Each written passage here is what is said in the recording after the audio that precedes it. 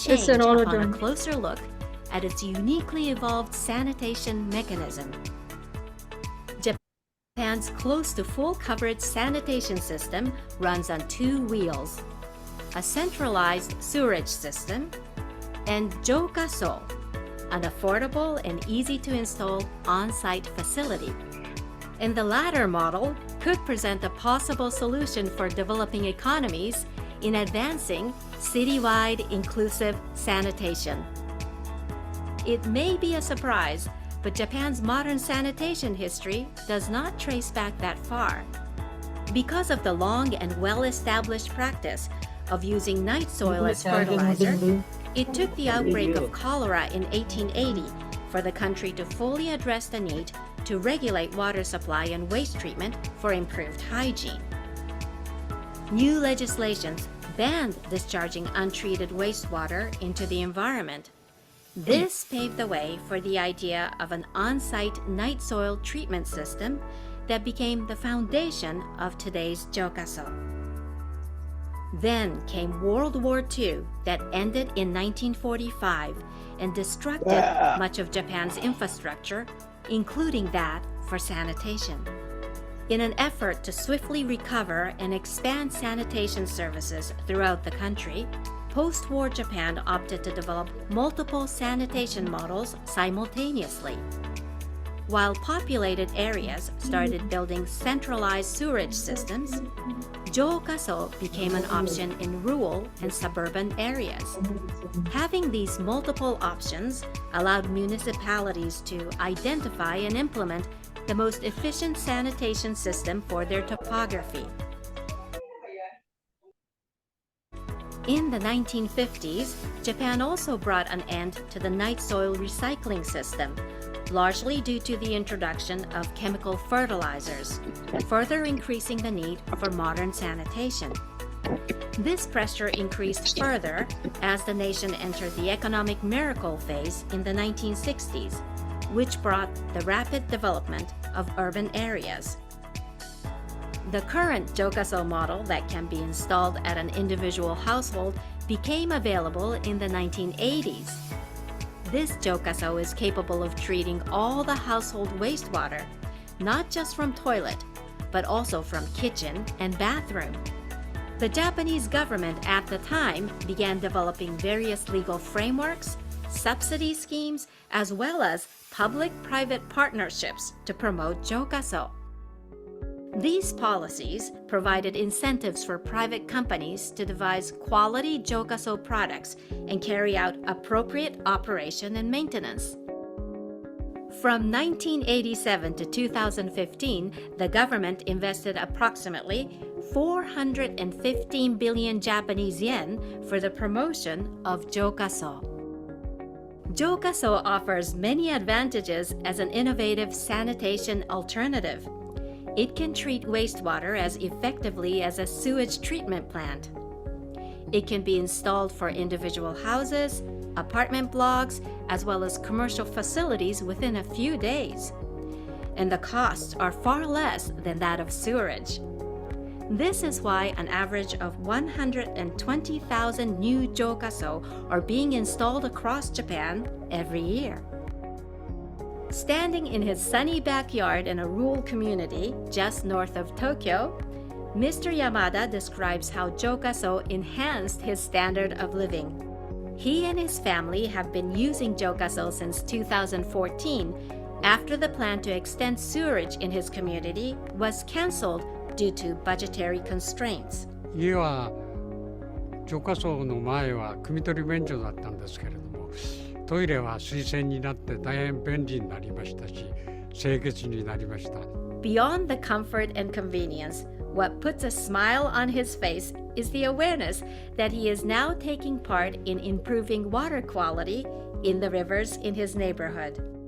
以前は台所の水、洗濯の水と川にそのまま流していたので、川を汚す犯人の一人になったんですね。ですから非常に心苦しい思いをしてましたけども、今は非常にきれいな水が流れてますので、鼻高々でいられます。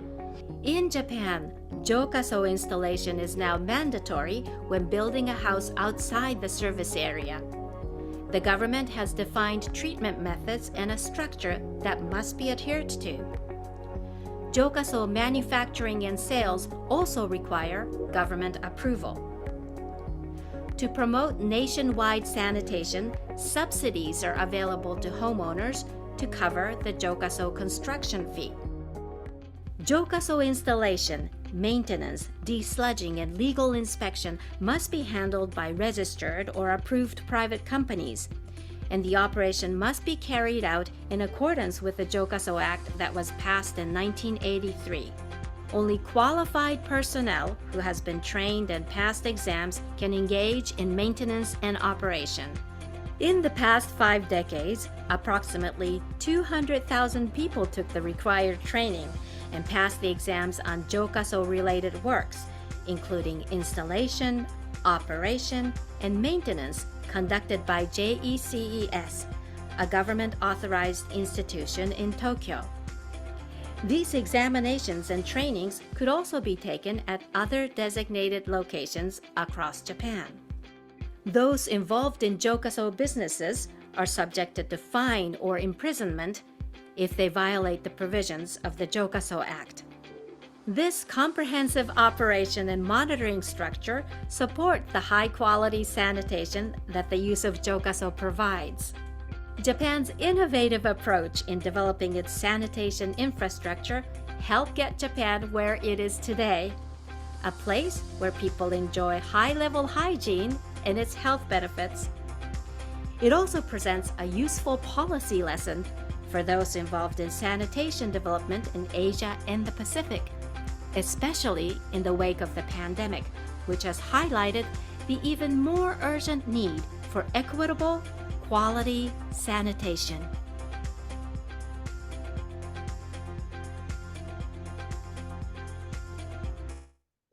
Hey, I just stop the sound.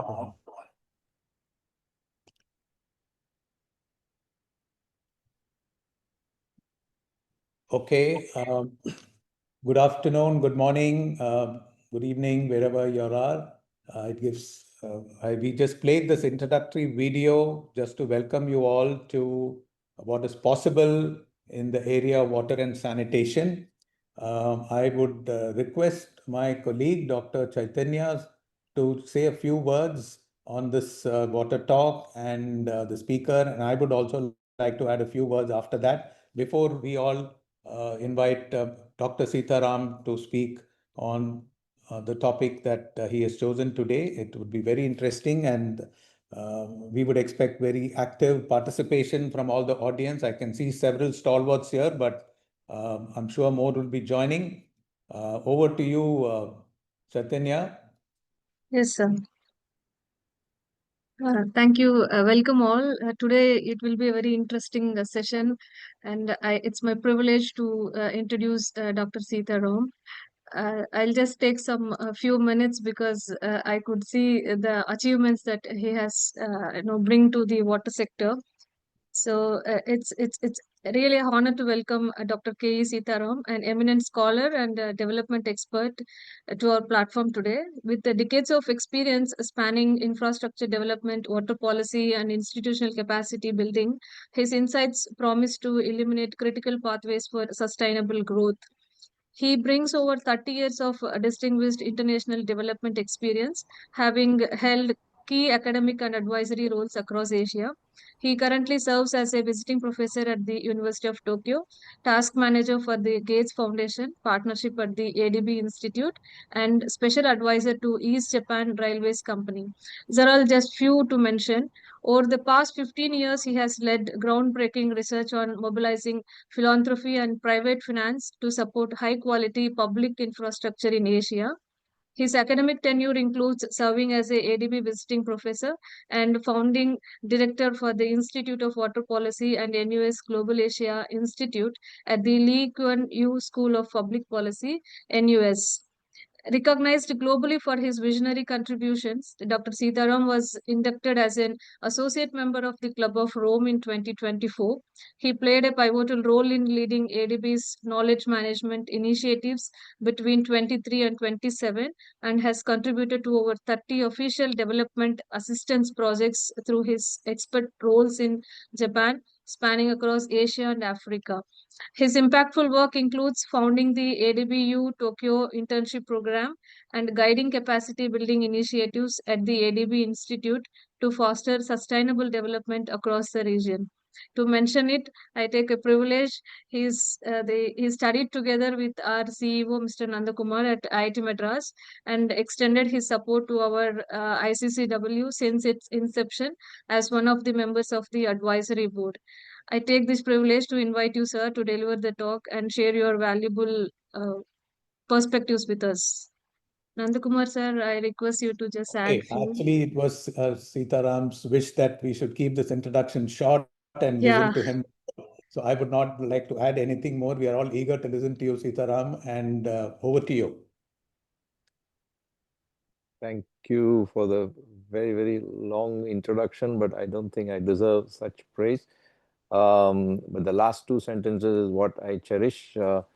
Yes, I was privileged to study together with Nandakumar, and I'm very happy that he is helming the International Center for Clean Water at IIT Madras, our alma mater. Privilege There's is a lot mine. to I'm sorry achieve. to interrupt, Seetharam. The privilege is entirely mine and all the classmates, and I'm happy that you are advising ICCW. Thank you. Now, I have only one message actually today, and I want to present to share that message through this slide. It goes back to 2005 when I had the honor to have a very personal relationship and chances to interact with our former president, Dr. Abdul Kalam. When I reached out to him in 2005, at that time it was the era of the Millennium Development Goals, and I was in charge to help many countries really scale up water and sanitation. And we offered to do a roundtable and a discussion. Several of my classmates and colleagues, actually, who are still associated with IIT Madras, are also part of that. One is Mr. Raghutama Rao, who is heading another center for innovation at IIT Madras. And then another is Professor Satyanarayana, who is now currently director of IIT Tirupati. And so they were all involved in this activity where we tried to have a roundtable, and Dr. Kalam gave an inspirational note.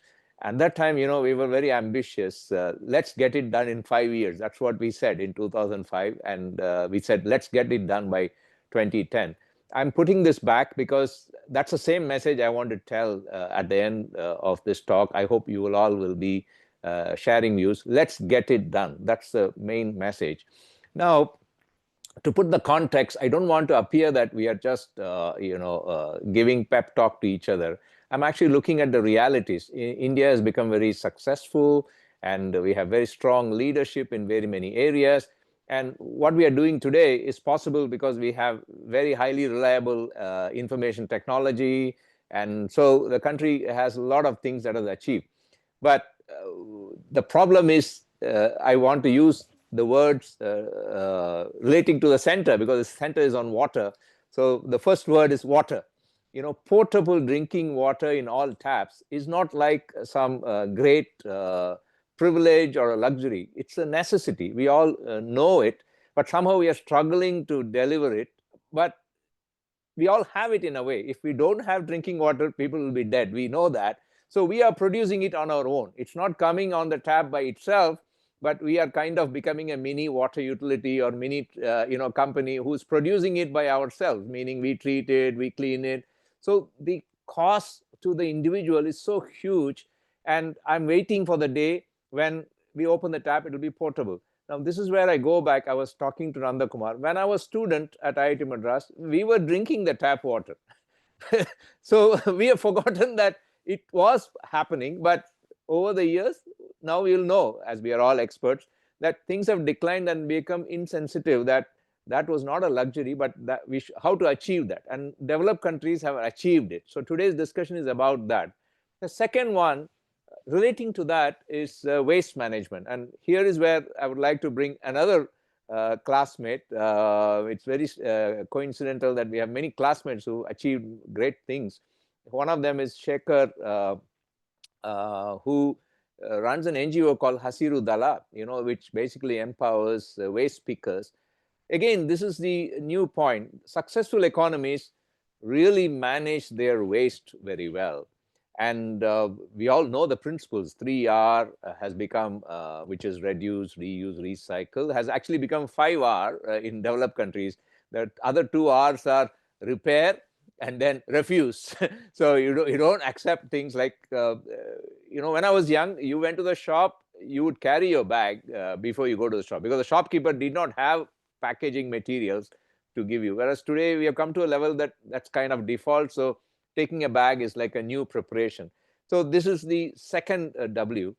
The third W, this is very important for human health.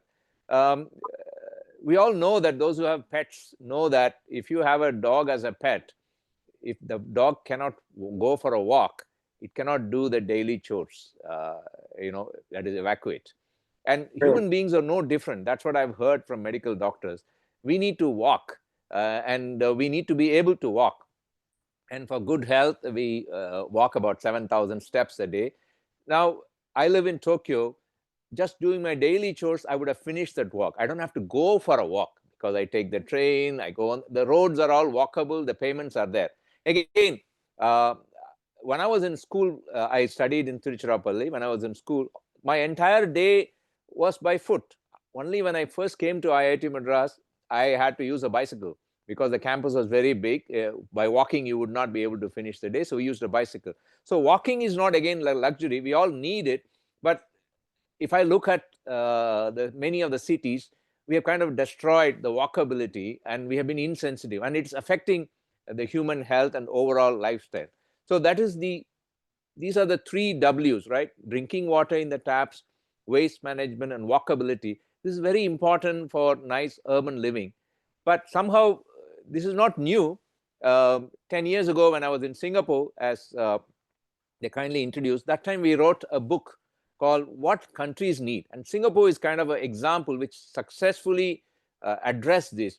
And we use the word CITIES to annotate what those 6 dimensions are. Today, as a talk is focused on specific things, I'm not going into the detail.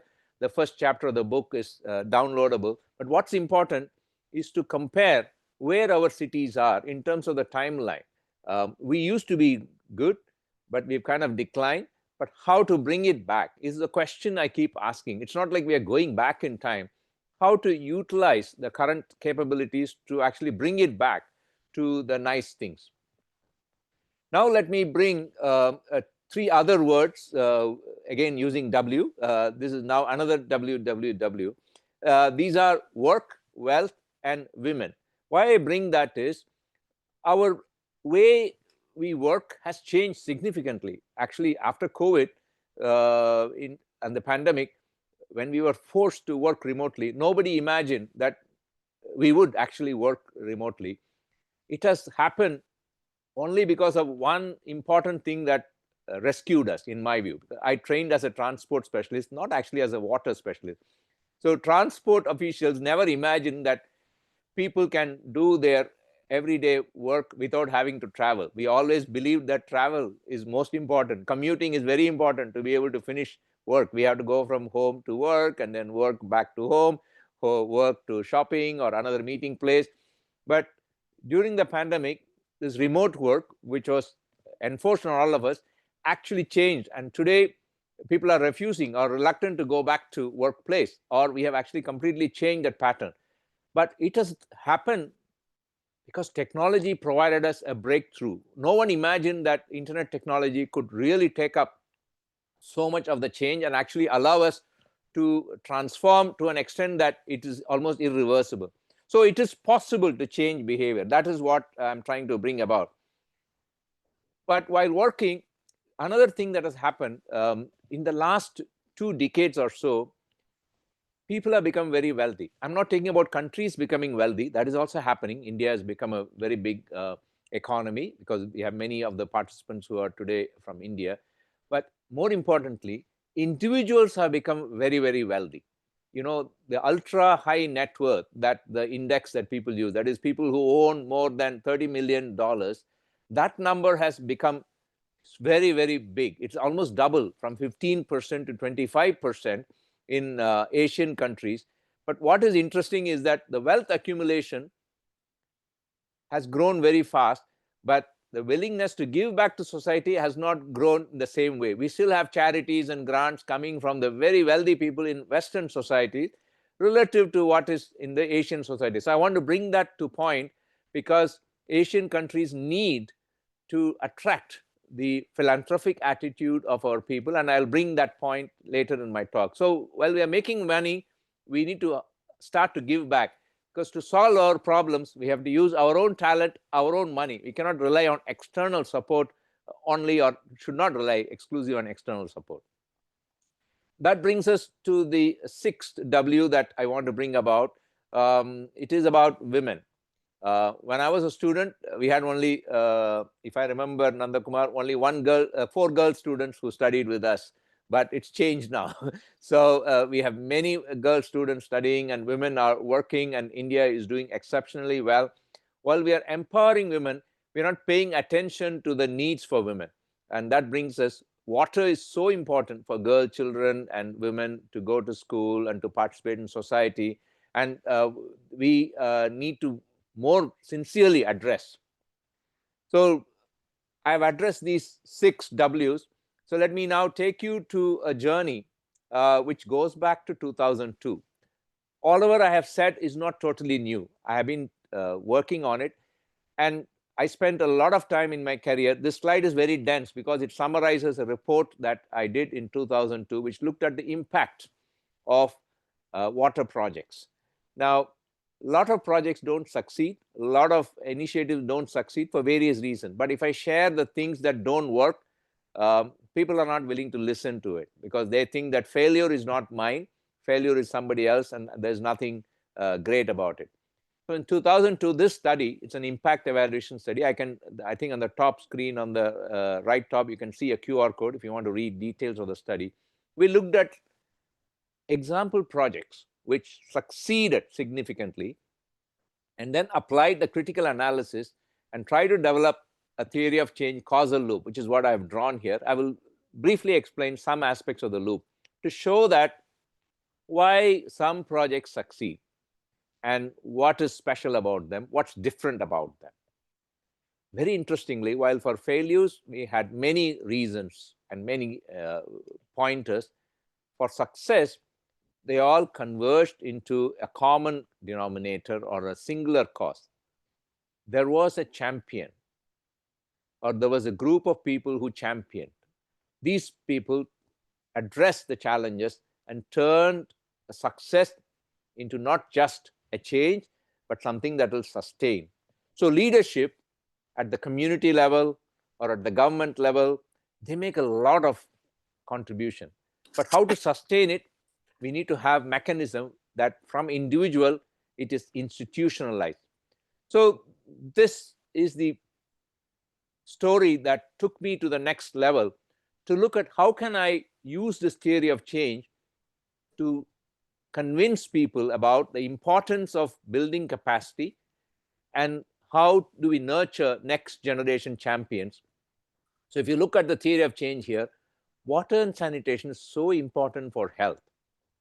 A country cannot become wealthy if we don't have proper water and sanitation. Rather, when we become wealthy, we need to invest in water and sanitation so that we will continue to remain wealthy and healthy. And people and girl children go to school when they are healthy and wealthy. And girl children will go to school only when there will be water.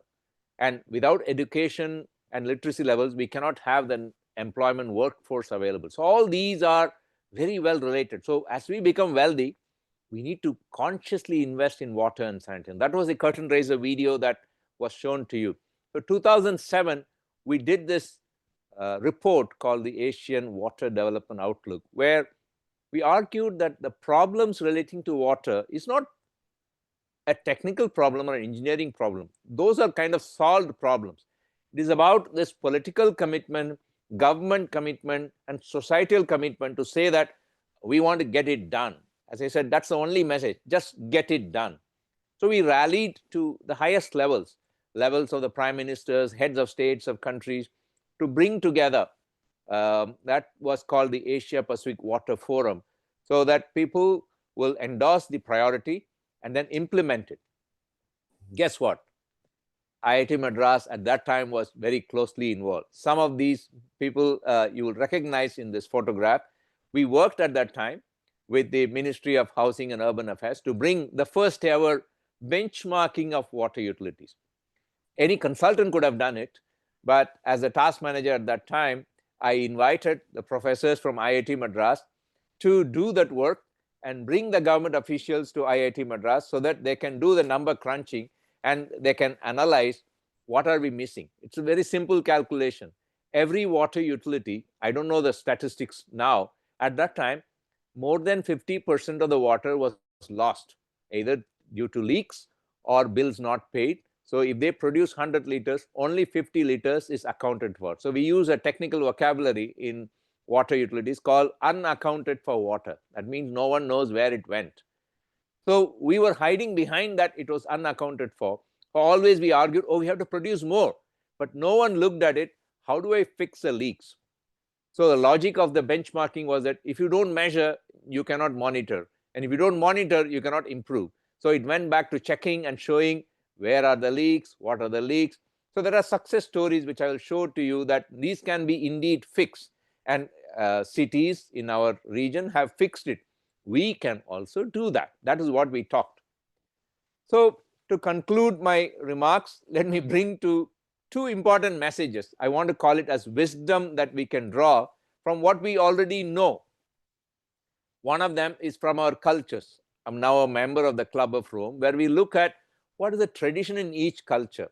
You know, in Asia and in India, we cherish water. We pray to nature every day. We propitiate water. When we gathered together in 2007, this is a photograph of, at that time, the Crown Prince of Netherlands, the Crown Prince of Japan, and the Prime Minister of Japan. They all talked about it. And guess what? The same summit came back to Japan in 2022, when the person in the middle is now the Emperor of Japan, and the person on the left is now the King of Netherlands. And they spoke about connecting back with nature. And we took inspiration from that, looking at how we should cherish the mountains where the rain falls and then flows into the rivers, how we should respect the rivers where the water flows and then it comes to our taps through the water system, and then it goes back to the sea. And this is not new knowledge. This is what the ancient societies used to tell about, that water comes from the sky and then it goes towards the sea and we get to use it. Now, if we follow that, so we try to draw inspiration from that and look at what are the socio-cultural dimensions. That's the book on the right bottom, and what we can transfer to the next generation. The first chapter in that book is looking at the 400-year story of how Japan managed water. There is a chapter in the book looking at how in India, the rural societies and the traditional communities manage water. There's another example, how in Korea they looked at water. So we may need to go back to our nature and to our culture to learn these stories. Now, this is not just telling that some tales. This is modern story. I told you that people have solved. These are the stories, and all these books are free to download. We compiled success stories looking at how cities have delivered 24/7 and what are they doing, how they are recovering full cost for delivering the water supply. And the message is, we can also do it, and we should also do it. Those who are interested, you can download these reports, and I'm happy to share more details and discuss it during the Q&A session. The last point is this one: learning from nature. We are part of nature, and human beings need to learn that as we are part of nature, we came from nature, we'll return to nature. So we have a role to participate in this story, how we can contribute to the natural system. So today the challenge is that, as I told you, we were prioritizing this wealth, work, and we forgot that we have to play a role as being part of the nature and to contribute to the planet. We are using words about climate change and all of those things, but water management is core or so important in that. And that links to the role of energy, water, and food, because these are interrelated. So this is one slide from a research that I did 10 years ago, looking at what are the future scenarios, looking at the various nexus. To become economically successful, we will urbanize. But food doesn't grow in cities. So we will need to look at the hinterlands where food grows. We will need to move that food. We will need energy for that. So there is a nexus between water, food, and energy. As we grow wealthier, as the per capita income increases, many societies consume more meat. And that requires more energy, more food to grow that meat, because animals also eat plants. And we will need to grow more plants for that animals and then convert that animals into meat. That's what many societies have done. But Asian culture is different. And we may need to visit that and revisit that priorities. And this is what this slide shows, that what will be the scenarios we'll look at. And there are many ways to look at the transitions. So I want to be brief here. The transition is to do with nutrition transition, is to do with agricultural transition, meaning that many people are moving from rural areas to urban area for employment. So people will not be doing the same way of farming as they used to do before. So mechanize the farming, use of water for farming. And with all these, the energy challenges that we require for economic growth will compete with the energy challenges for producing food. So that is the challenge. Similarly, the water that we require for producing food will compete with the water that we use for urban use, for cleaning, and for our other economic purposes. So when it competes, we need to prioritize which one and how we secure. And we are challenged also with the climate. So that means we have now no idea about the rainfall, the floods, and the natural events. They all become more challenging. So with all that, we prepared scenarios. What would be the effect of each of these transition on food, on water, and on energy? I'm happy to discuss all these in detail, those who are interested. Maybe there are experts in this meeting who know already a lot about these. The last point is about IIT Madras and the university. Great ideas are not only restricted to people with gray hair. Young people can contribute and should contribute, and they are the future leaders. And the role of the university is exactly in this slide. Connecting to real problem, that means purpose. How do we add value to society? And utilizing the professional knowledge, more importantly, the individual personality, the passion to contribute to real problem is what university is about. And that's where innovation, startup, all of those things come. And that's the main role for creating the next generation leaders. So when it comes to philanthropic support, supporting university is one of the best ways to get value for money, value for effort. So let me circle back with the point that I started with, saying that we can deliver results within 5 years, and that's what empirically and the stories of other cities, other countries show. And we can partner with the local private sector and companies to deliver results. And the way to learn is what we are doing right now, is to share examples and have a live discussion rather than thinking that, oh, we have to go back to the drawing board. Experiences of other countries, other cities can be very, very useful to us. So let me close this lecture by repeating the 8 W's that I mentioned. While we face challenges for clean water, managing waste, and making it safe to walk, we must also embrace the priorities that shape a better future: meaningful work, shared wealth, and equal opportunity for women. But beyond action, we need wisdom, the kind that passed down through the cultures and traditions of the world societies, and the kind that we learn by nurturing nature. So these W's are not just words. I believe they are a way forward, a way to build cities that are not only smart, but soulful, not only efficient, but equitable, not only modern, but mindful. Let's walk together this path with purpose, compassion, and with wisdom. It is achievable. Thank you. Back to you, Nanda Kumar. I look forward to comments and questions.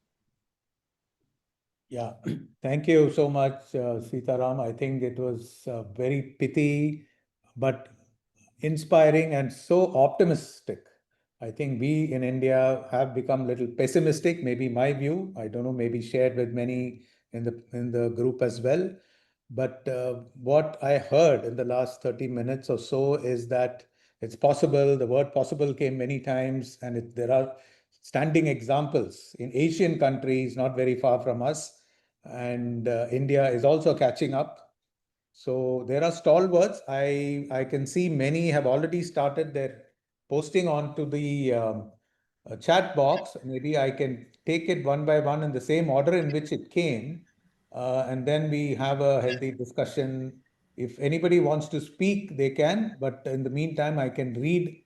Uh, Vishwas Tendulkar, have you said something? Social business model pioneer by Dr. Muhammad Yunus can address issues. Um, I don't know. What would you like to? Is there a question there? What are your views on this? Sitaram, would you like to say something on this? Is Well, that many there is actually a water laureate in India also who has contributed in the same way. So civil society movements are very powerful, particularly for managing water in the community level. And as I showed in that dense picture, community efforts are very sustainable. We have done case studies of how community efforts sustain and philanthropic efforts sustain. One of the cases that we had studied in 2002 was this drinking water project in India. It's called the Anantapur District Drinking Water Project, where a philanthropic trust, the Satyasai Trust, contracted with the large construction company, Larsen and Toubro, and on a turnkey basis within 18 months, they tried to connect about, I think, 1 million people to drinking water. And they used a lot of technologies, all of those things. But more importantly, they really try to deliver the results so that people will get drinking water. It was done in the 90s. I checked recently, even as of now, that project is delivering results. So community efforts and the social efforts can go a long way. Now, the question people ask is how to replicate. If that was done, why others are not doing? That's why I'm having this lecture. We should all ask that question. And that's what the case base is. We should learn and draw lessons from such cases and ask these tough questions. We can also do that. Can-do discussion must be done. Rather than just declaring success with one, we should ask why I'm not able to do, why or what is it that we are missing. So I ask these people who share these to share that experience in the way that others can learn from that. Yeah, I think we have also, I can share ICCW's experience also in the last 6 years. We have tried to provide safe drinking water to communities, more in a kiosk format, not drink from tap in their homes. Though we did bring in superior technologies in our mind and something that was more sustainable, healthy water, retained minerals, running on solar power, etc., etc. Technology was great.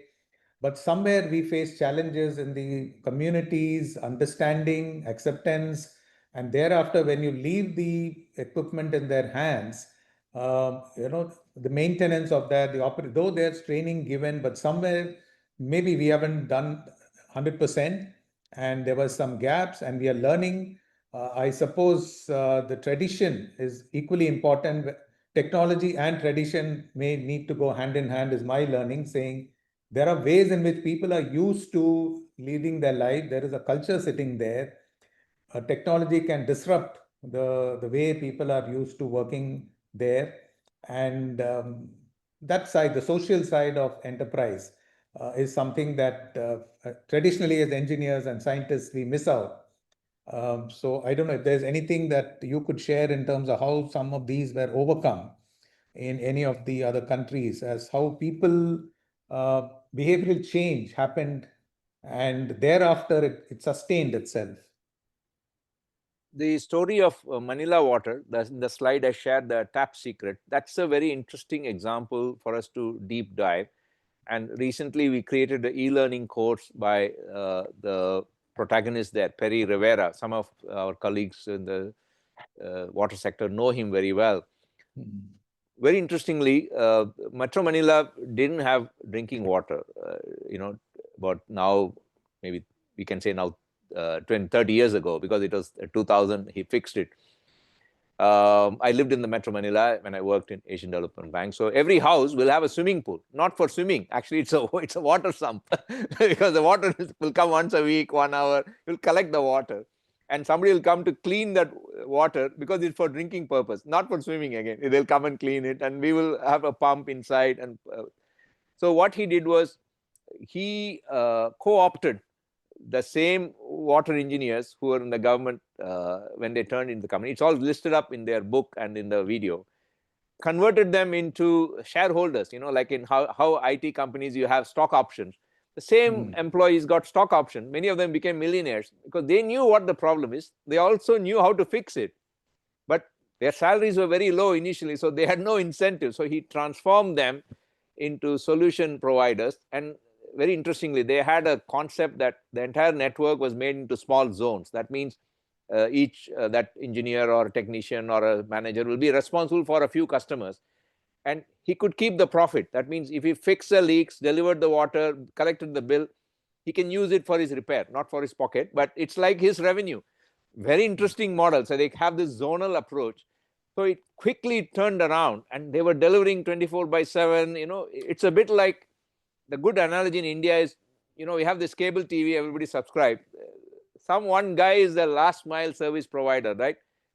He will just come and fix it for you, right? That's it, and it'll work. It is working, and we are paying. If you have a problem, you'll call him. You don't call the main company. You only look at your whatever that local agent, and he knows the technology. He knows what to do. He knows how to fix it. I think something similar is what they did. It's possible again. So we need to believe that it's doable and trust and entrust those people who can fix the solution. So my takeaway is that we need to be inclusive, look at the last mile connectivity. There are stakeholders everywhere, and if all of them benefit in some way, as you said, stock options or something, then they have vested interest in letting it continue. So that's a magic formula maybe we need to discover. There is another question from Ms. Pramila Pathak. How can small islands, developing countries be supported? She's from Fiji. Is there anything on small islands, and is there a water problem there? I don't know what she's trying to say. Maybe Ms. Pramila, you want to ask that question, or Seetharam, if you understand, maybe you could respond. Well, a little I know, I had worked on Philippines, which had a lot of many small islands. We did a case in the small islands. The challenge is that they may not have necessarily a big river flowing, so they usually rely on groundwater, which is okay, but they cannot go very deep because they will hit the saltwater area and it will become saline. So how to manage such that you're taking the shallow or the aquifer, which is not salty yet, not connected to the seawater, and how to make it permanent and useful. So it has energy cost, and also it has sharing. Now, if the sanitation is not good, we have done a video on Dumaguete, which may be relevant because that's an island where the water was completely polluted because the sanitation was not done properly. The way the shallow water gets polluted is when the septic tanks or sanitation doesn't work well. So to get the drinking water from the shallow well become all right, you need to plug the pollution from the sanitation. And that's what they did. And that story is very nice. It's a 7-minute video. You can watch it. I can share the link, or they can search. Just search ADB Institute Dumaguete. It's a similar video like the Jokaso. And that's a very powerful example because Dumaguete was a city island with nice white sands, but people stopped going there because they were polluted with water and people will fall sick. And the city mayor got interested and worked with the water utility. I'm kind of giving away the story, but you should watch it. But who supported? The restaurants, the hotels, because they were getting tourist revenues when everything improved, right? So that is how the city recovered the cost. They didn't get some special grant or somewhere from outside. They got around to fixing it by themselves. And they used very simple natural technology. They just used simple restoration ponds to clean, and they had the desludging where people will pay, and all were happy. And it's kind of a happy story, but it's again very replicable, scalable, and doesn't cost. That's the message from that.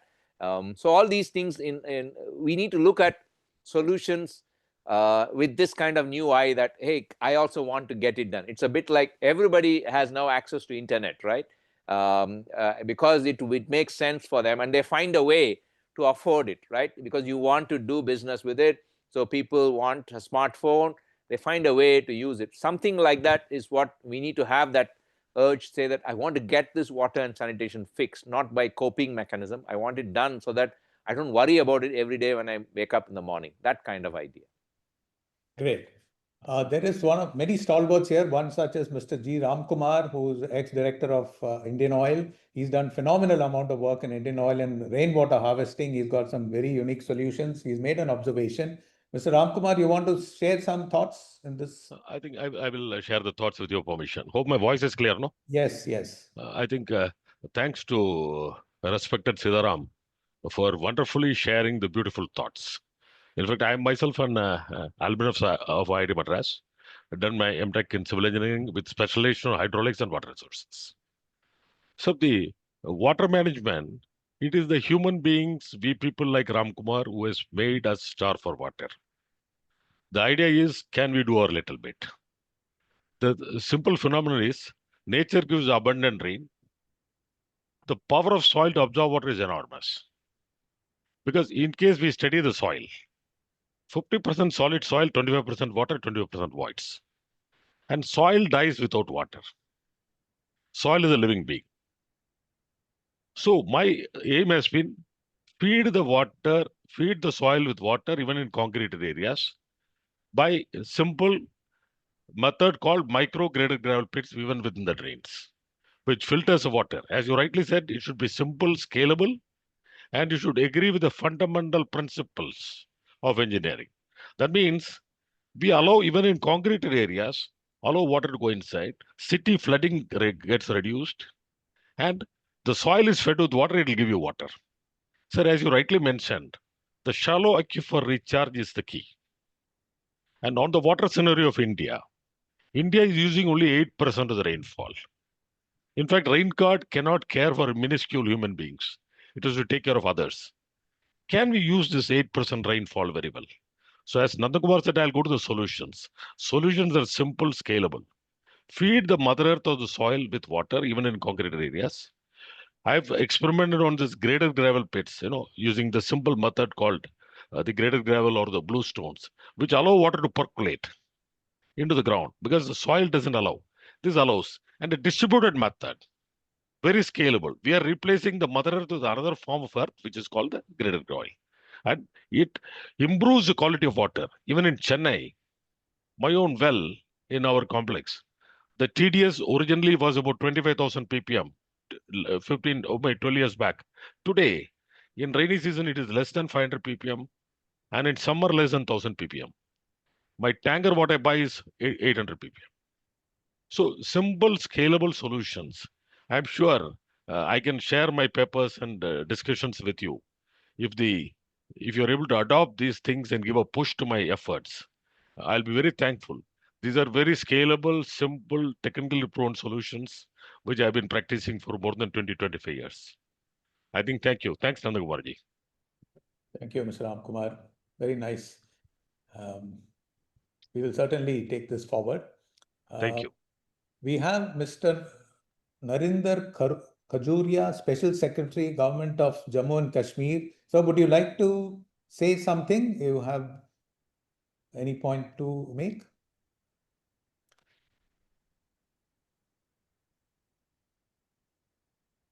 I don't see any response.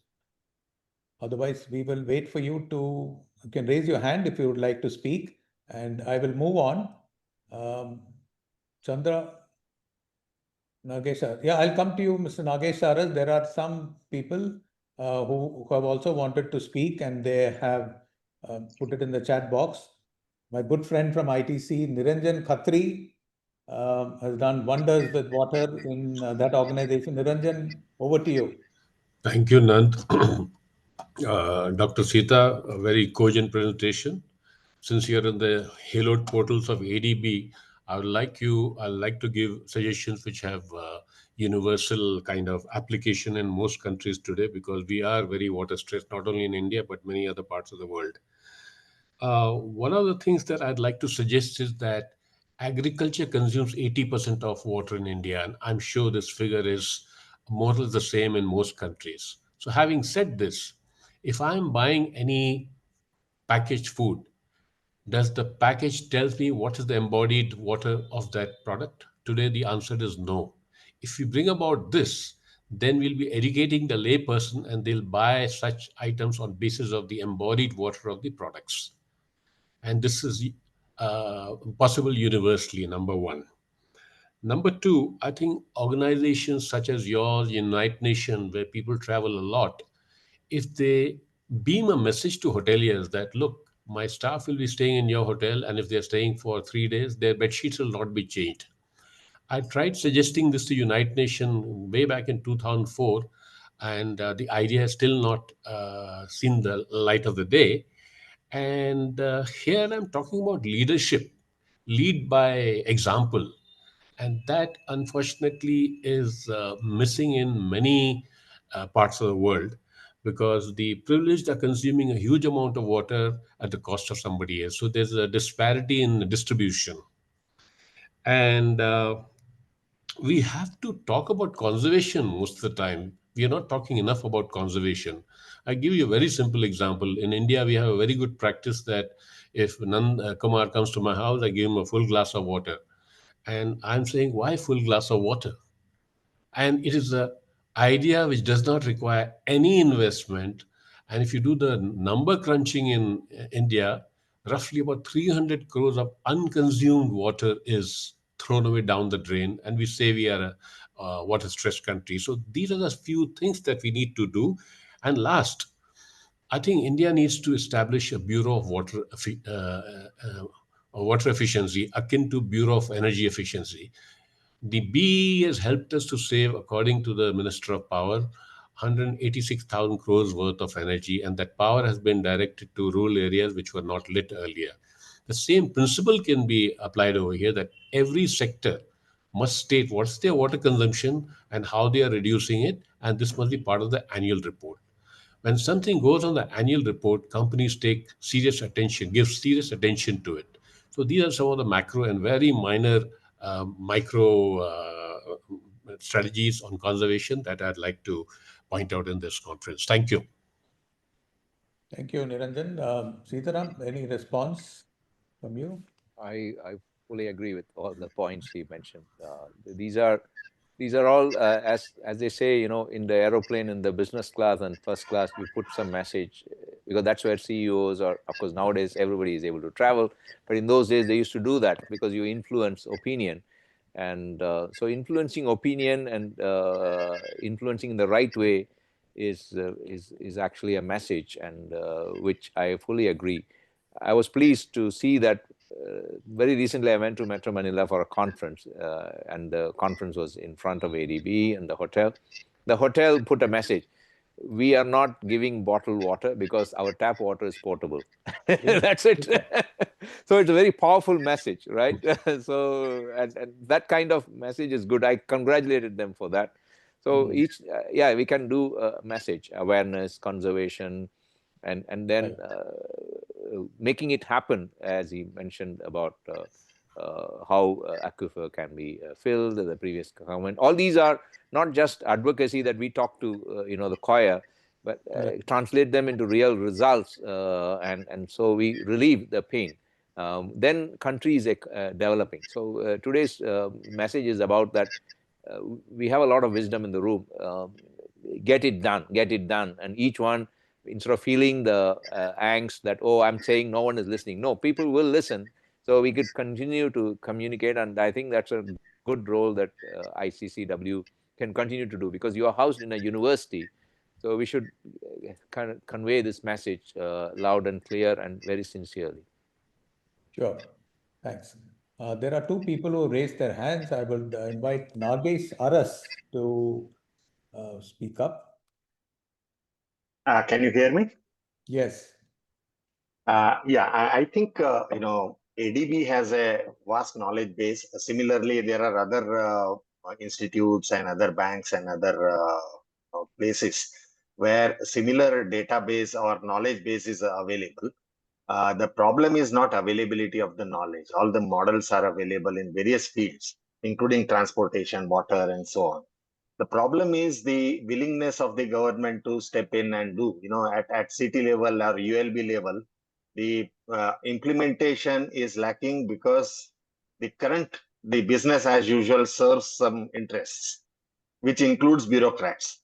And they actually, gain a lot with the, current situation. That's why things are not changing. Dr. Seetharam actually mentioned that 40% pilferage of water, which is unaccounted for water. It's a misnomer actually. In reality, what happens is that water is actually pilfered and it actually is sold by the same staff which is actually distributing water, and they are making money. And they are actually saying this as if this is unaccounted for money. Now, in Bangalore itself, BWSSB actually went for JICA loan some 6-7 years back, and they were supposed to put aggregate meters to monitor this pilferage, but not a single meter is actually made to use. It is not in use. Why? Because the staff itself was gaining, so there is no incentive to go for this kind of reform. So that there lies the problem. Actually, how to realign the interests so that it works for the public good. That is the challenge. Not availability of data, availability of good models or any benchmarking. It's everything is available, and there are activists who are willing to do. But the real block is the real vested interests who don't let it happen. Actually, thank you. Is there a question? Seetharam, you want to respond to that? I don't know if there was a question there. I would like to comment in two ways. I don't want to labor the point. These are not new, but it's good to keep reminding. See, until the solution is done, the problem remains, right? Acknowledging problem is not the solution. Explaining the problem is also not the solution. That's why I shared two examples, both Metro Manila and there's also a story on Phnom Penh, Cambodia. We have taken many government officials from other countries to visit. Dhaka is another example where these problems are there in many cities. We call it the water mafias. And obviously, as I said, if people don't have water, they will die. So someone is giving them. Either they pay very high prices or somehow they get it, right? So we all need it and everybody's paying. And some are not aware, and so they're paying more and so on.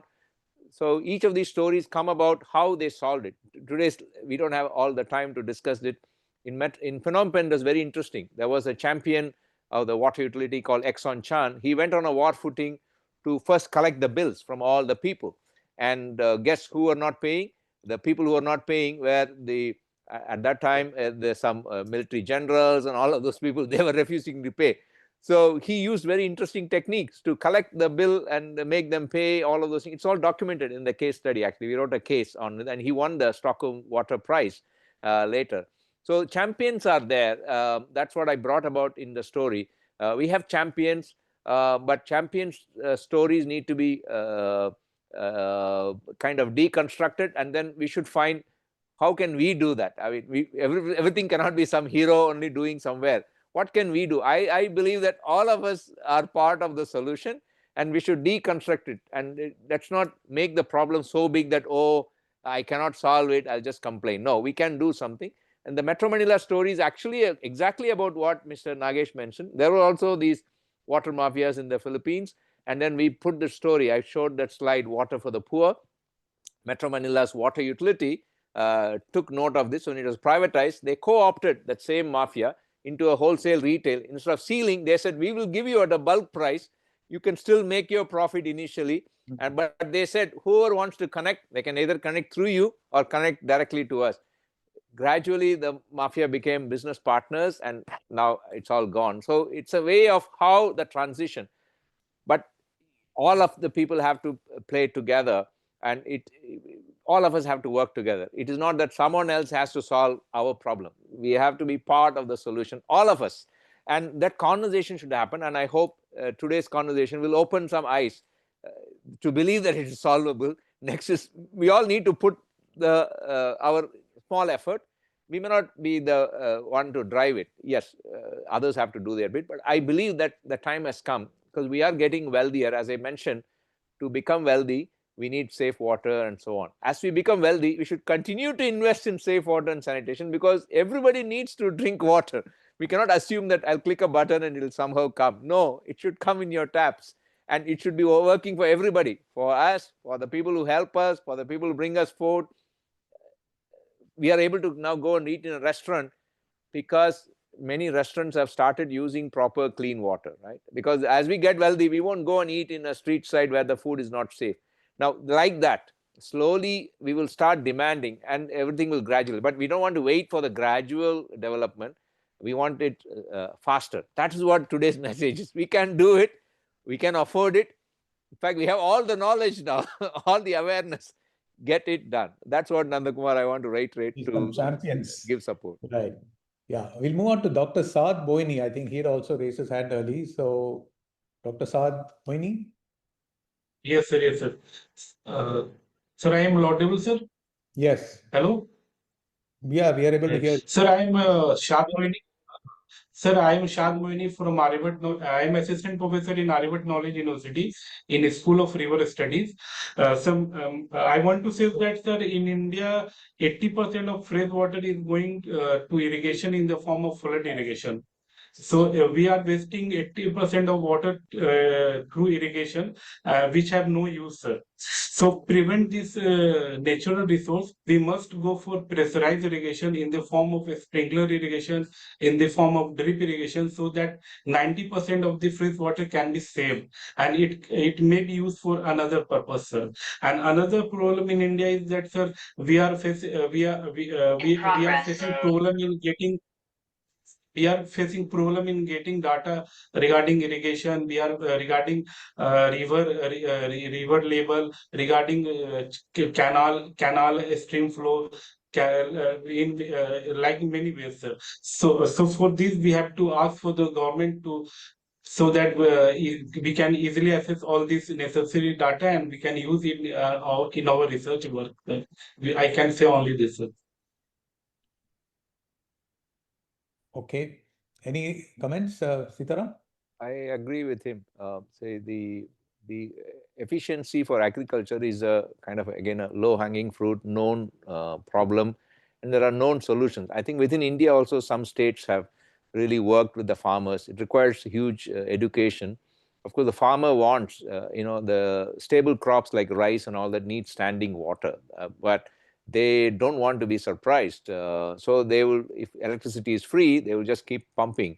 And the pump sets, you can put, a timer, maybe it'll just come on only as needed, but they just don't know the technology. But today with technology, the farmer in the street also is using mobile phone, smartphone. Yeah. So we should trust that they can be educated. That's what I'm saying. Those problems are not new, but we shouldn't give up saying that, it should be solved. We should not dismiss that other people are not literate enough. We have to use technology to, it's all our problems. Every professor should find out, what can I do, something different. In that book that I shared, we have shown that how actually we can solve some of the problems by bringing awareness, educating them. I don't think farmer intentionally wants to waste water. They are very worried that, so we need to educate them.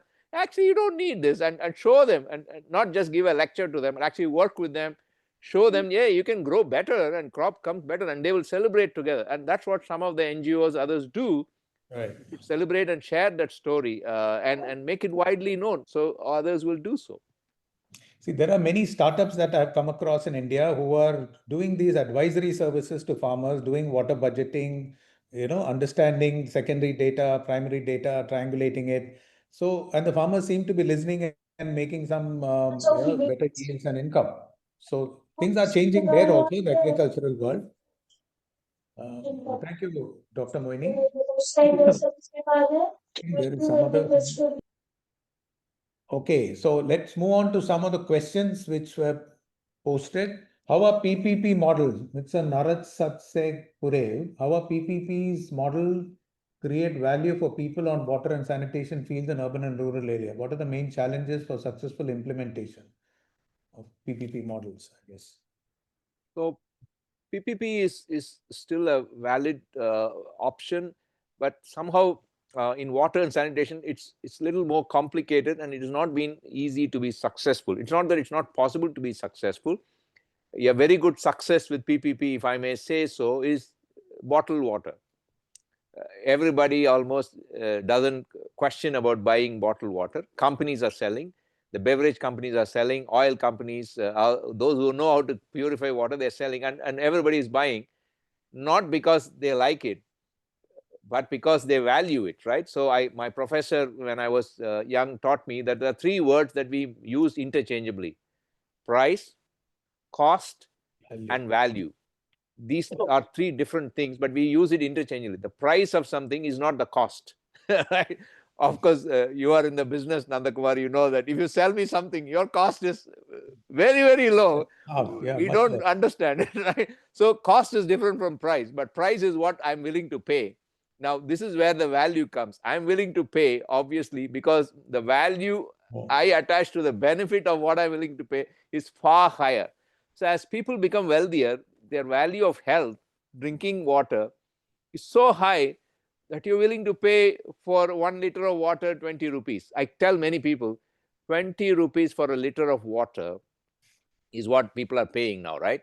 And if you multiply that for a cubic meter of water, that is 20,000 rupees. Whereas when the tap water comes, it's what, 5 rupees per cubic meter? No, you're paying 20,000 rupees. You're willing to pay. You've shown that, right? And that's why they are selling bottled water to you. So if we all crack it together, actually, people should say, I'm happy to pay 2,000 rupees. Just give me tap water. Everybody will get it. But we are just arguing, no, I will not pay. It should be free. So that is where PPP is stuck. If actually citizens say, sorry, I'm done with this problem. Just give me tap water. Charge me whatever you want because I already paid 20,000 rupees. But it's very difficult. It should start with people who understand the game, saying that I don't want this mess. I just want it working. I think if we start like that, the willingness to pay will be different and people will pay. And this is how the way to go forward. But it's very political in a way, because people say, oh, sorry, water should be free. It's a public service. Government should give it. We are kind of go round at it. I don't have the answer. The political leaders should weigh in and say that I want to get it done. Here is an important message. This is empirical again. The countries and cities and the political leaders who prioritized safe drinking water in the taps, they got re-elected. So that is the way we should tell the political leaders. It's not that give it free or, get away from the business. No. Because they are interested in getting re-elected, not just getting some small money by selling water and so on. We have to tell them, hey, do this well. You can get re-elected, because that's an empirical story. Japan did that, Singapore did that, Korea did that. In Asia, we have many examples. After the political leaders really prioritize. The story of Dumaguete is about that. That mayor got re-elected for getting and fixing the water problem. We need to bring this story. There may be such local heroes, political leaders, who will say, I want to get it done for my town. Actually, they can do that. Then the story will go. That's another message we have to bring in this. Great. I'll just pick up a couple of more questions before I go to the people who raised their hands. There is one, Ms. Dr. Murugan, who says your views on urban watersheds and its role on water sector. Urban watersheds. It may be good if they can. It's good. I don't know what is the. Is he talking about the catchments and the water Murugan, tanks? would you like to amplify your question? I don't know if he's still Yeah, there. I just wanted to check with because we have the connotation on rural watersheds. We do the large conservation in a huge area, typically at a watershed scale and micro watershed scale, less than the sub basin or a basin scale. So I'm just trying to connect with, since we are talking about cities and the water sector utilities like sanitation or drinking water. So it cannot come from the top, right? So are we looking at the future cities in terms of catchments and connecting properly for the better cities management in terms of water utilities? So I just wanted to have his views because rural watersheds are very quite popular in the countryside. I just wanted to check on the urban watersheds, how it is getting scaled up in the cities across the globe. Wherever I think the DMC is where the ADB is operating, I just wanted to check that. Have you done any initiatives on that? And your thoughts. Thank you. Okay, I can share the example of Tokyo and Singapore. In urban settings, as we build more infrastructure, roads, a big problem is a runoff. There's a runoff coefficient, as Mr. Ramkumar brought about. Water should go to the soil, but you put a lot of concrete, nothing goes, and then you get flooding because the drainage cannot take up. In Singapore, for example, they have called the closed water loop. The rainwater all goes to the catchment. It goes to the rivers. In fact, the rainwater drainage is not going to the sea. Singapore call it closing the loop. I think that's a very compelling example for all the cities, particularly, very strangely, many cities don't have a river passing through the city. That's how it has come. Whereas in the past, historically, the civilization has to be next to river. But somehow modern cities, we are all like without a river flowing through it, or the river is not a perennial river. So it's just natural. In Singapore went an extreme level. They actually dammed the mouth of the river into a freshwater tank by pouring more and more rainwater so that the seawater become less and less salty, and it became like fresh water. You can read that. That is the Marina Bay. They have basically dammed it. These are all doable. It's a compelling example. They call it 4 taps, basically. Very easy to understand. Tap number 1, rainwater, right? Tap number 2 is your seawater. Tap number 3 is very interesting, is that water that you recycle from the toilet water. Tap number 4 is water you buy from other places. I mean, they buy water from Malaysia and so on. So you can have a water from another catchment. So these are very easy, powerful examples. You can completely recycle your toilet water to potable water quality. Singapore does that. You can desalinate the water, of course. That's a very extreme solution. But more importantly, you can catch all your rainwater if you know how to keep the drain pipes clean. And in fact, you don't need to put it into the soil. If you want, you can create a catchment out of it. So watersheds in urban cities is not only doable, it's very effective. And Singapore is an example showing that, because they don't have perennial rivers, they don't have any other way, they don't have big mountains. So they are doing that just to capture the rainwater, and they've done all the drains like that. And it's an open example for us to look at. Thank you for that question. It's a very interesting one to look at seriously. So can I add one small point here, sir? Please. Yeah. So in the case of Singapore, this catching all the rainwater into a reservoir was possible. But take the case of Chennai, it may not be possible. Number one. In Chennai, one more important point is, even if you want to throw all the water out, it is not possible because the gradient is not enough. Okay. Now my solution is that stormwater drains should be made as rain harvesting stormwater drains. That's the thought leadership process. So that the drain itself feeds the soil, only the runoff flows. That is what I am trying to propagate, sir, as a thought leadership change. Drain is not supposed to throw Ramkumar's water to somebody else's house. It feeds the soil balance runoff. This aspect might reduce the city flooding and also maintain the soil moisture. Thank you. Talking about drilling maybe recharge wells in the drain itself in select places. It's a simple micrograded gravel pits. That means with the pits with micrograded gravel, so it filters the water and takes inside. Well means somebody can fall and die. It can be, even in the existing drains, we can do below the manholes. And they are almost maintenance free. Right. Yeah. So we had planned to end this at 4:15. I think we have touched the time. Maybe we could take a few more questions. There is somebody who's raised his hand, SSCM. And prior to that was, okay, so SSCM, I don't know your name, but do you have a question? Good afternoon. Really interesting presentation. Actually, I am from a hilly state of Jammu and Kashmir. So what happens, there is a lot of surface water available, a lot of rivers, glaciers, and all other water sources are there. But still, I am wondering why we are using the underground sources.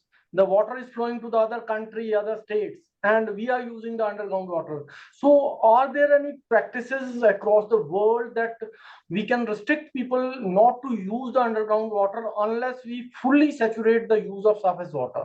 I don't know about the fact around the knowledge about the worldwide, but can we have some regulation that we cannot use the underground water unless we saturate complete water, surface water sources, so that we can actually effectively use the surface water, and then only under the exceptional circumstances we can use the underground water to ensure the sustainability in the long run? Can actually somebody, Astrom or some other expert can guide me on this? Can we go about this, or can we actually do on this? Seetharam, any comments? This is a good question. So normally surface water is the first choice. As you know well, to pump groundwater, we need to use energy. So it costs more to pump groundwater. Now, pumping groundwater becomes an option when surface water is not available through a piped network. Surface water may be there, river may be somewhere there, but the river will not come to every street. It is somewhere. And so to bring the water, I need to have a piped network. So if the utility or the government has not thought of having a piped network, the people who are not connected to the pipe network, they'll be tempted to have their own backup, which will be a groundwater they will pump.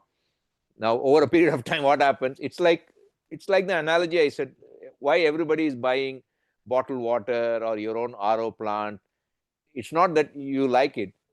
It's a way of showing that I don't want to be dependent on government giving me something. I want to make sure I have my own solutions. It's like a coping mechanism. And after some time, what happened? The coping mechanism becomes my default option. This is a human tendency. Everybody wants to have their own backup mechanism. And after some time, the backup becomes a default. And that undermines the actual nice solution, which would be much better. And it takes more time to undo the backup option because everybody has got it. So the real good solution becomes more difficult to implement, or it's not viable. So regulations are there. Some cities have the regulation that it's illegal. For example, in Singapore, it's illegal to put a pump underground. Singapore is disallowed. So they make sure that you have to use tap water. Nobody can put a bore well. So you can have such regulation. It's doable. Again, it will require a political leadership to implement such government regulations. Some countries have a law that whatever is below my ground belongs to me. So if somebody owns a title, the water below that belongs to them. So they can just put a bore well and pump from that. Some countries have a rule that if you go below a certain depth, it belongs to the government. So it's like a mining, so you have to get a special approval. So the regulations are there.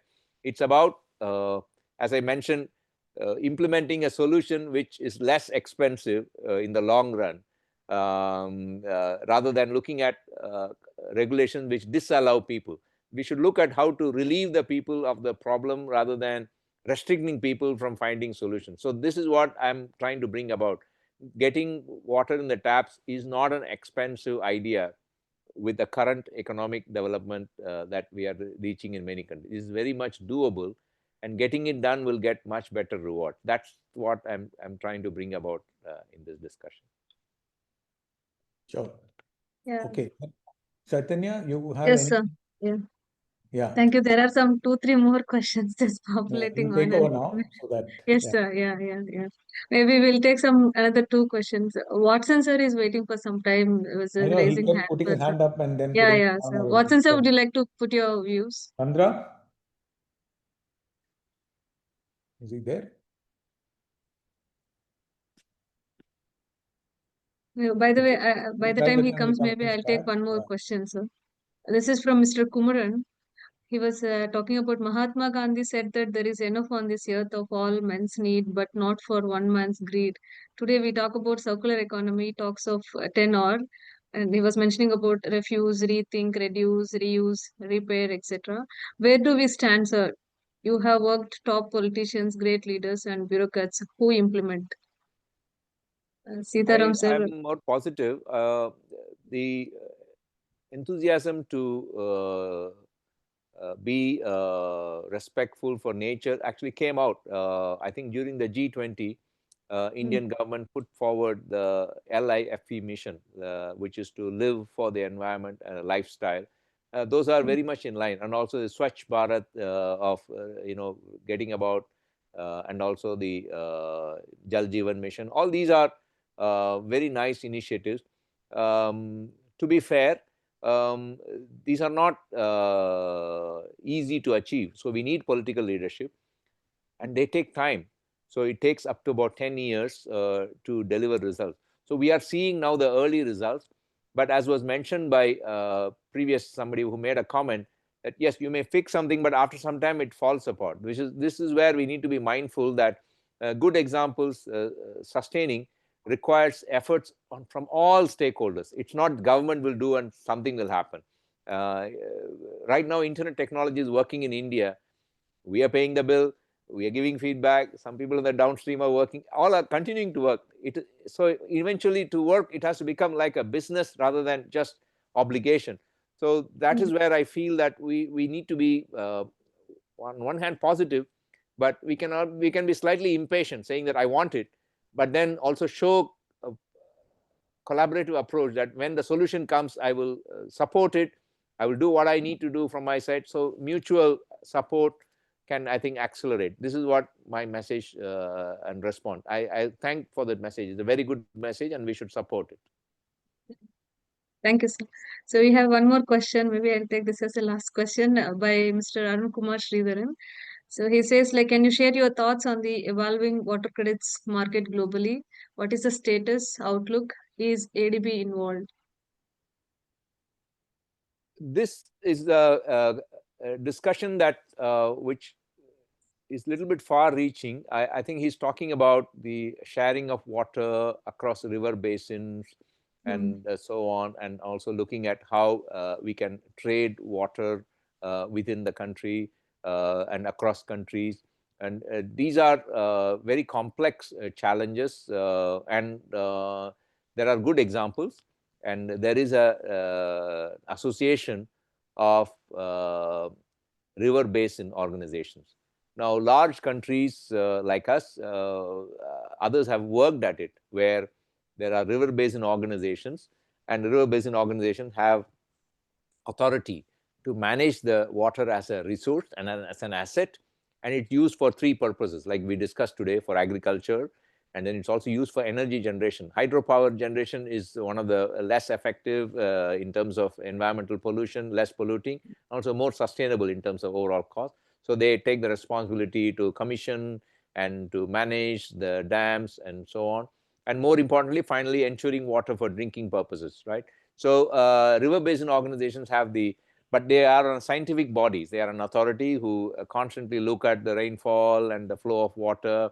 And we can learn a lot. There is an association of river basin organizations, and India is one of the members, and there are many things we can learn. For that, the main responsibility is the decision is made at a very high level. That means there's an apex body which looks at it from a holistic perspective, so that we can look at water as a resource which can be utilized, and the revenues from the credits and or the sale of water from one user to another user, because one in the upstream should give away water for the downstream, and the one in the upstream should not pollute the water for the downstream. So all these are mutual responsibility. When we do that nicely, revenues will come, and the revenues come from economic activity, because water is used for economic activity.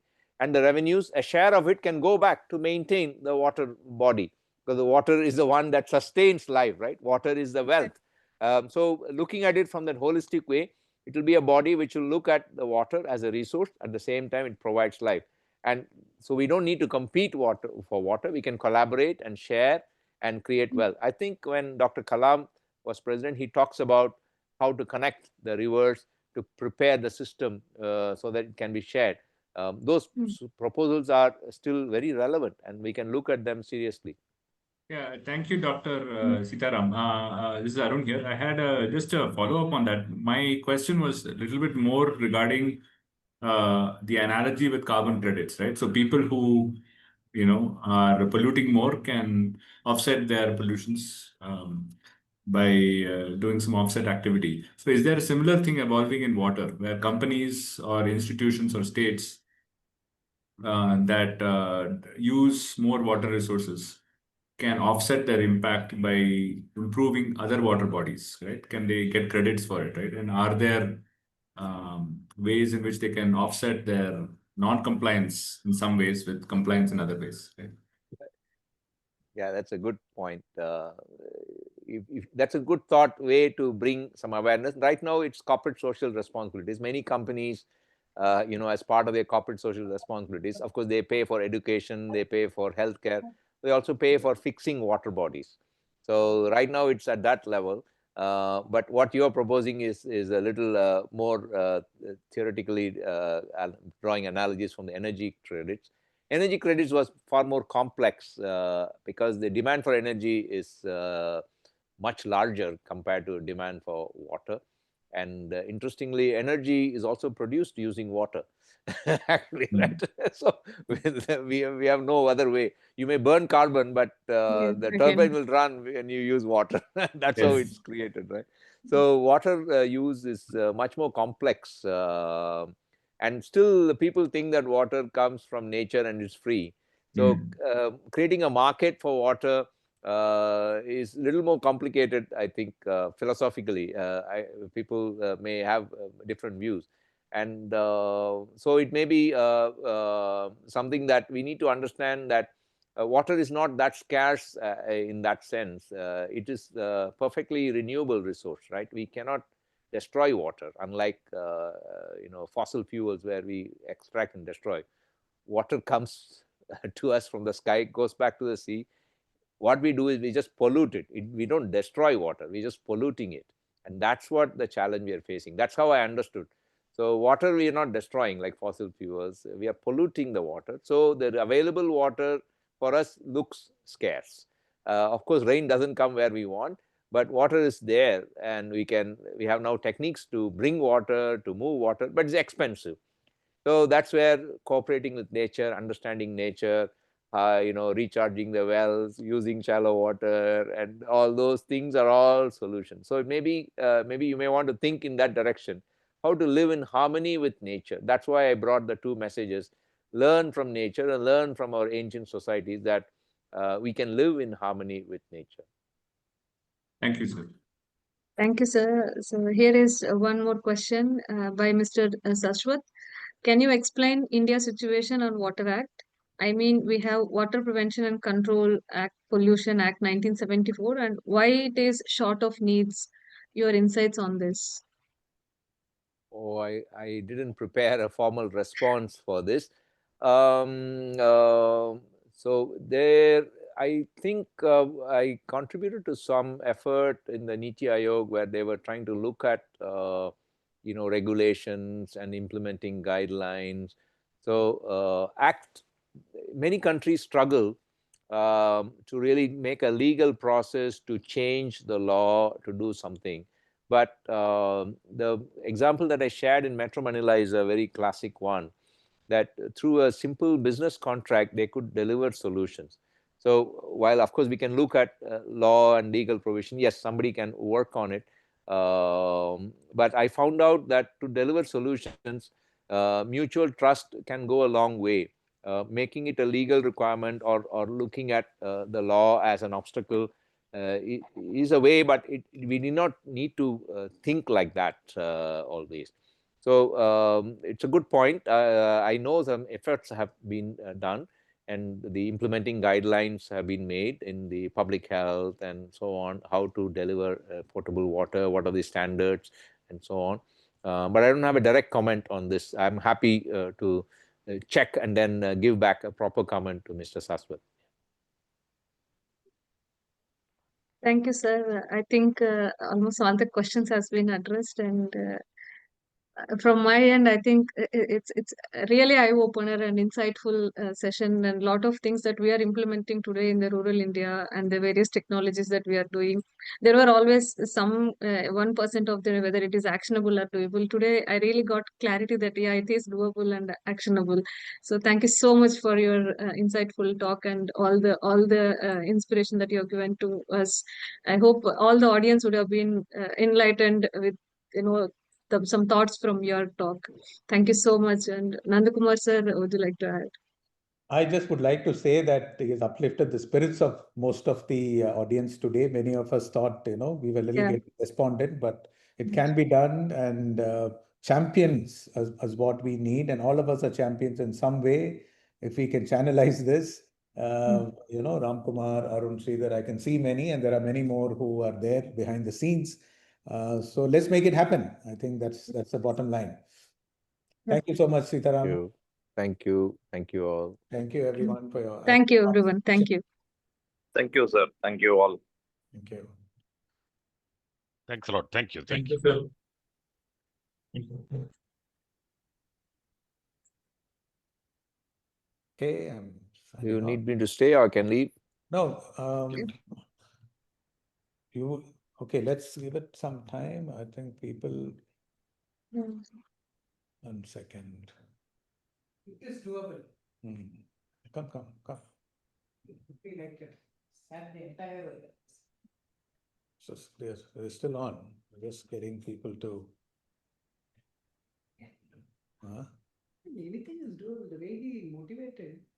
I just went to my team. Yeah, is he listening to you? Seetharam, we have one more participant, Girija from ICCW. You met them all. Oh, namaskaram. Thank you. There, Very motivating. I mean, இப்பதான் சொல்லிட்டு வந்தேன் என்னோட டீம்ட்ட that இப்ப நம்ம rural ஏரியால எல்லாம் போறோம். I mean, don't think it's not doable. It is doable. அவன் அந்த தண்ணி குடிக்கணும்னா அந்த தண்ணி குடிச்சுதான் ஆகணும். It is doable. So very motivating it was. Thank you. So let's get it done in our lifetime. Yes. Let's do that. I think we will sign off now. Yes, sir. We can catch up later, Seetharam. Yes, sure. Thank you. Thank you, sir. Thank you so Thank much. you so much. Thank you so much. Thank you for arranging. Thank you, sir.